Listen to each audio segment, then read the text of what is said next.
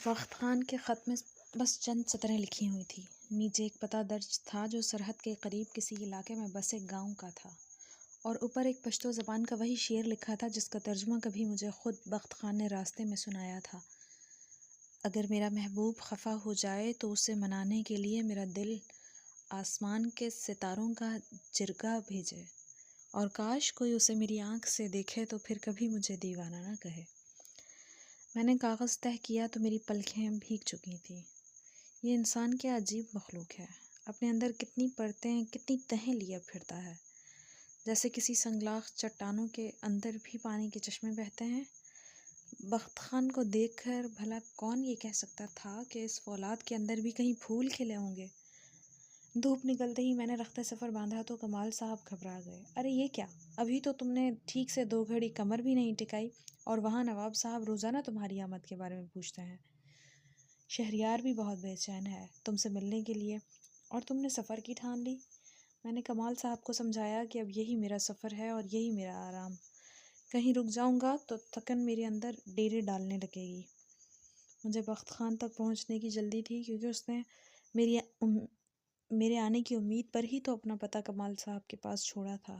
سفر لمبا تھا لہٰذا میں نے رخصت چاہی۔ نواب صاحب اور شہریار سے میرا سلام کہیے گا، زندگی رہی تو ملاقات ضرور ہوگی۔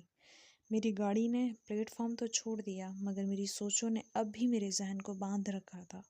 وہ کون بزرگ تھے جو کمال صاحب سے سلطان بابا بن کر ملنے آئے تھے؟ اور انہوں نے یہ پیغام کیوں دیا تھا کہ میں سفر جاری رکھوں؟ ملاقات ہو جائے گی، اور پھر یہ سلطان پور کہاں ہے جس کا اشارہ وہ کمال صاحب کو دے کر گئے ہیں؟ 2 دن کے سفر کے بعد گاڑی سرحدی صوبے کے ایک چھوٹے سے اسٹیشن پر رکی جہاں سے مجھے بخت خان کے علاقے تک جانے کے لیے ایک بس پکڑنا تھی۔ میں اسٹیشن سے باہر نکلا تو لاری اڈا سامنے ہی تھا۔ پرانی مزدا نما ٹرک بسیں، ان میں چلتے پرانے کیسٹ ریکارڈرز، باہر گرم مونگ پھلی بھونتے خوانچہ فروش، چلغوزے اور اخروٹ خوبانی کی مہک، سماواروں سے چھوٹے چینی کے پیالوں میں گرم انڈیلتی چائے، اور دور فلک بوس پہاڑوں پر چمکتی برف کی چاندنی۔ کچھ علاقے کبھی نہیں بدلتے۔ ہمارے شہروں کی دنیا کتنی ہی کیوں نہ بدل جائے، یہ دور دراز کے گاؤں ہمیشہ اپنے اندر وہی ماضی کی خوشبو بسائے رکھتے ہیں۔ سنہرا ماضی جس کی تصویریں دیکھ کر ہی ہمارے اندر سکون، اداسی اور یاسیت کی جانے کتنی لہریں سرایت کر جاتی ہیں۔ کبھی کبھی مجھے ایسا لگتا تھا کہ جیسے آسمانی جنت کے کسی نہ کسی گوشے کا تعلق ہمارے ماضی سے ضرور جڑا ہوگا۔ جھٹکے کھاتی اور ہچکولے لیتی بس نے شام ڈھلے مجھے کلی زرخیلہ پہنچا دیا۔ اسی جگہ کا پتہ مجھے بخت خان نے کاغذ پر لکھ کر دیا تھا۔ ملک اسفندیار کے ڈیرے پر پہنچنے میں مجھے زیادہ دیر نہیں لگی جس کا نام بخت خان نے پتے کے اوپر درج کیا تھا۔ نوکر مجھے ایک بڑے سے ہال میں بٹھا کر چلا گیا، اور کچھ دیر بعد ہی ایک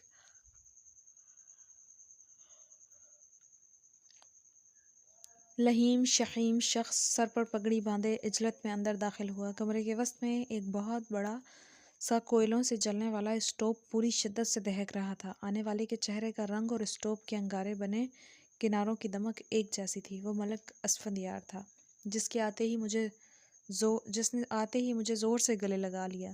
اچھا تو تم ہے عبداللہ خانہ، زبردست مڑا، صحیح مردوں والا کام کیا ہے تم نے۔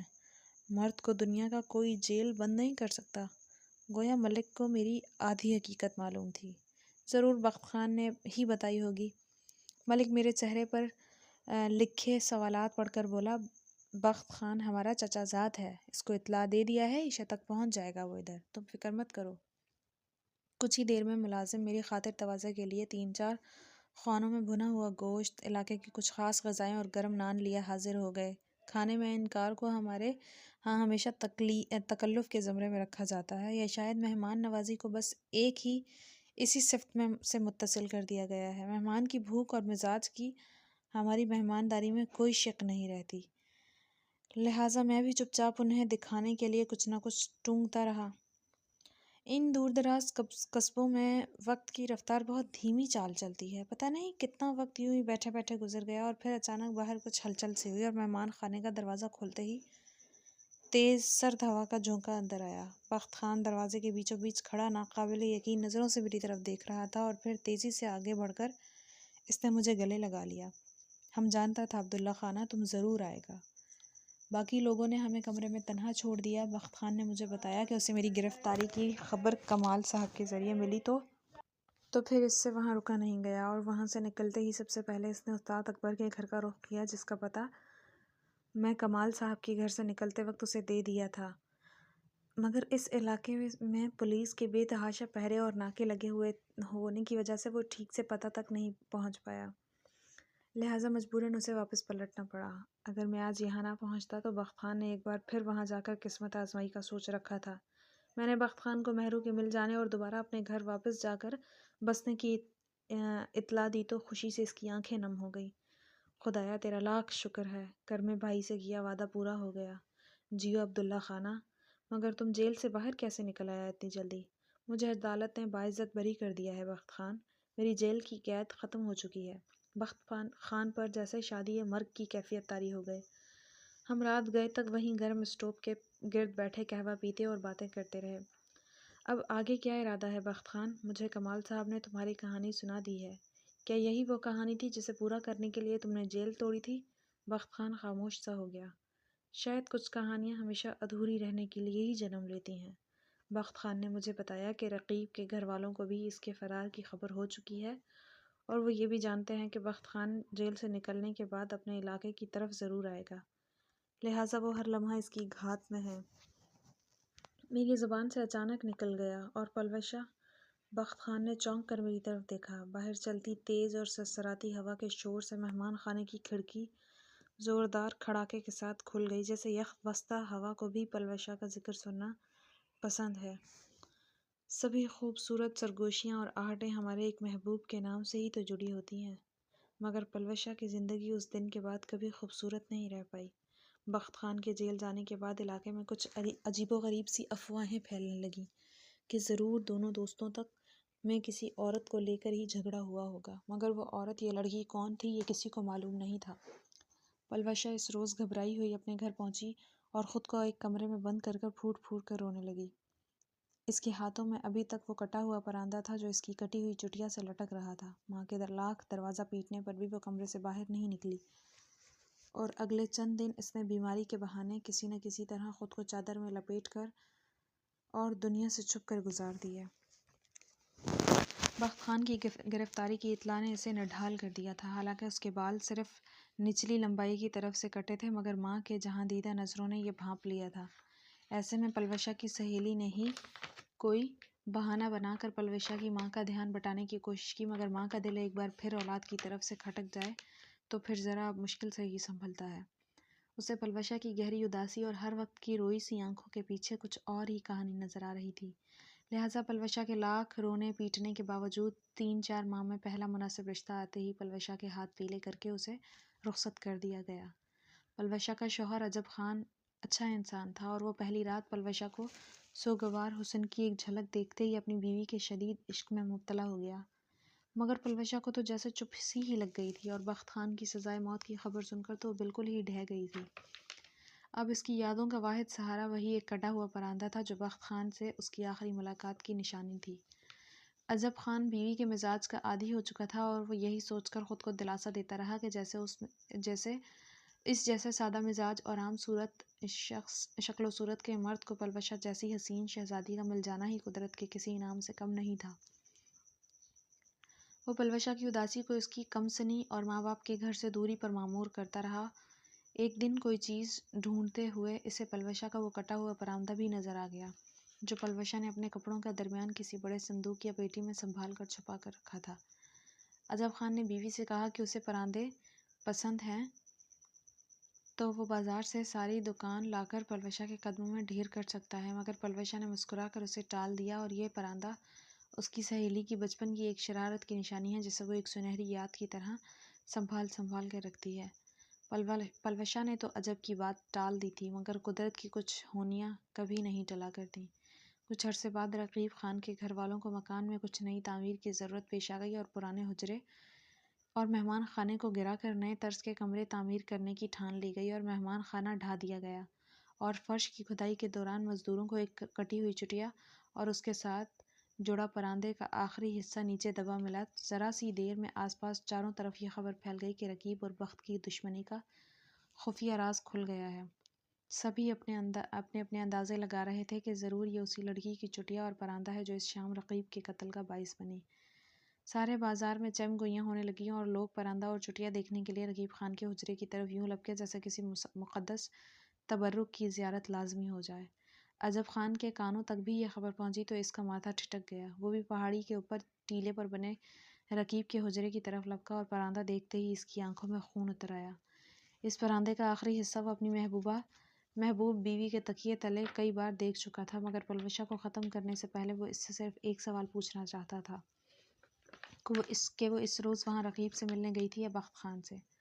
عجب خان شدید غصے میں تیزی سے پلٹا اور گھر پہنچنے میں کی جلدی میں لمبے قدم اٹھاتا پہاڑی سے نیچے اترنے لگا، جہاں ذاتی سردیوں کی خنکی کی وجہ سے جگہ جگہ پانی جم کر برف کے ٹکڑوں کی شکل اختیار کر چکا تھا۔ وہاں پلوشہ کی سہیلی گھبرائی ہوئی پلوشہ کے صحن میں داخل ہوئی اور اس نے پلوشہ کو رقیب خان کے حجرے سے پراندہ ملنے کی کہانی سنا دی۔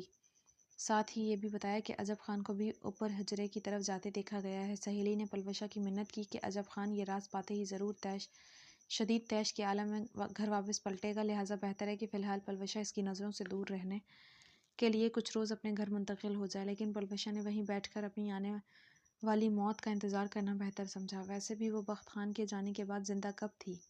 بس سانس چل رہی تھی اور اپنی سانسوں کو بند کرنے کا اختیار وہ بہت پہلے اپنے خاوند کو بخش چکی تھی۔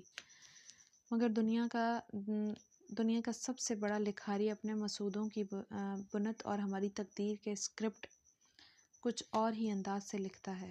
بڑے بڑے نجومی اور ذائچے گر اس اسکرپٹ کی انہونیوں کی پیشن گوئی میں غلطی کر بیٹھتے ہیں۔ یہاں پلوشہ گھر کے صحن میں اپنی چادر زمین پر بچھائے بیٹھی اپنی قضا کا انتظار کر رہی تھی کہ وہاں شدید غصے میں تیزی سے پہاڑی ڈھلوان اترتے عجب خان کا پاؤں جمی برف پر کچھ یوں پھسلا کہ وہ لمحہ بھر میں ہی اپنا توازن کھو کر سر کے بل اونچائی سے گہری کھائی میں جا گرا اور اسے دوسرا سانس لینے کی مہلت تک نہ ملی۔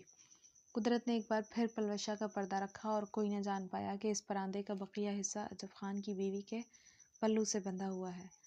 تب سے پلوشہ اپنے میکے کے خاندان کے ساتھ ایک بیوہ کی زندگی جی رہی تھی۔ بخت خان کو یہ ساری کہانی پلوشہ کی اسی سہیلی کی زبانی پتہ چلی کہ جس کے پاس بخت خان نے اپنے علاقے میں پہنچتے ہی اپنے خاندان کی سب سے پرانی وفادار اور رازدار ملازمہ کو پلوشہ کی ٹو لینے کے لیے بھیجا تھا۔ پلوشہ کو بھی بخت خان کے فرار کی خبر مل چکی تھی، مگر اب ان دونوں کے بیچ زمانے کے کئی ان دیکھے خاردار پہرے تھے۔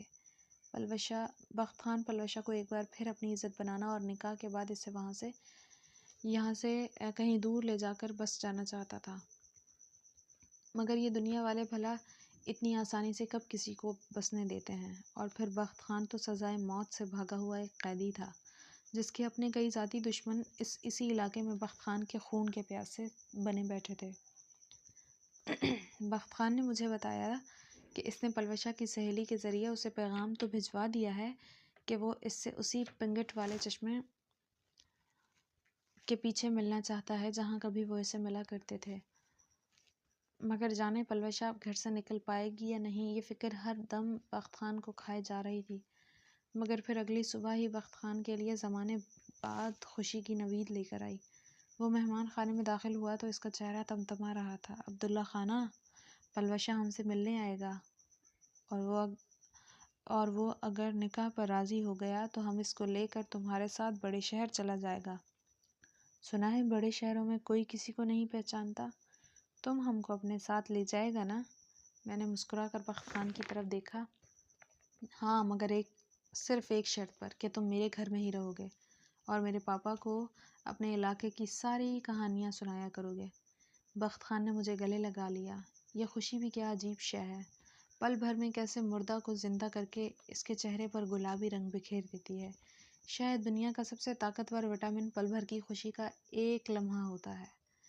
شام کو ہی ان دونوں کی ملاقات طے تھی۔ بخت خان نے جاتے ہوئے مجھے تاکید کی کہ میں تیار رہوں، کیونکہ اگر پلوشہ اس سے نکاح کے لیے تیار ہو گئی تو وہ آج رات ہی 2 گواہ پکڑ کر نکاح پڑھوا لے گا اور ہم تینوں صبح سے پہلے اس علاقے سے ہمیشہ کے لیے نکل جائیں گے۔ بخت خان جانے لگا تو میں نے پیچھے سے اسے آواز دی، اپنا خیال رکھنا بخت خان۔ بخت خان نے میری طرف دیکھ کر ہاتھ ہلایا اور اپنی کلاشن کوف کاندھے سے لٹکا کر نکل گیا۔ بخت اور پلوشہ کی ملاقات ایک بار پھر اسی سہیلی کے توسط سے ہو رہی تھی۔ باہر شام ڈھل رہی تھی اور مہمان خانے کی کھڑکی کے قریب بیٹھا آسمان پر امنڈتے بادلوں کو کسی کے استقبال کے لیے جمع ہوتے دیکھ رہا تھا۔ جب بھی دو پیار کرنے والے ملنے لگتے ہیں، جانے ان بادلوں کو کیسے خبر ہو جاتی ہے۔ شاید کیوپڈ بھی کسی گلابی بادل کے اوپر برستا ہوگا۔ میں چشم تصور میں بخت اور پلوشہ کی ملاقات کا منظر دیکھ رہا تھا۔ اتنے سالوں بعد وہ جب بخت سے ملنے اپنے گھر سے نکلی ہوگی تو اس کا دل کتنی زور زور سے دھڑک رہا ہوگا۔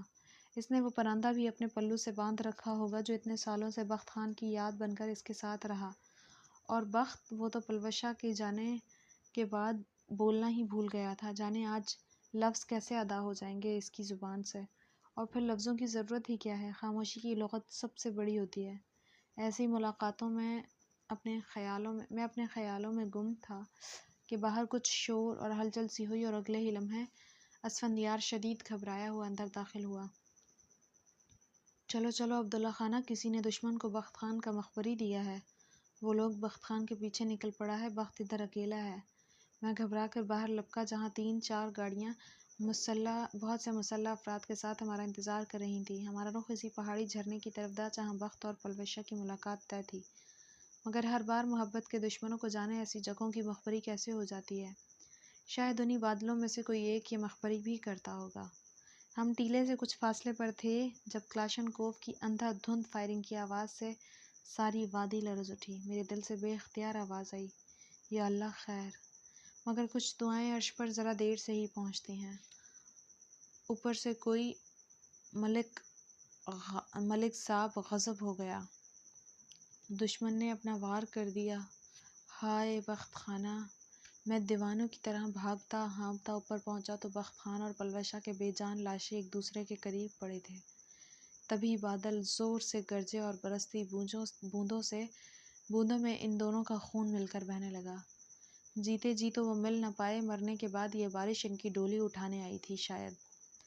پھر وہی بادلوں کی سازش، اچانک تیز ہوا چلی اور مجھے لگا قضا کی دیوی وہیں کہیں سیاہ لباس پہنے بیٹھی دور سے مجھے گھور رہی ہے۔ پھر دیوی نے دھیرے سے سرگوشی کی، آؤ عبداللہ، تمہارے دوست کی سانسیں یہاں قضا کرنی تھی مجھے، تم خواہ مخواہ جیل سے بھگا کر لائے اسے، اس کی موت وہاں نہیں تھی، یہاں طے تھی۔ اچانک کسی نے میرے شانے پر ہاتھ رکھا اور میں نے پلٹ کر دیکھا۔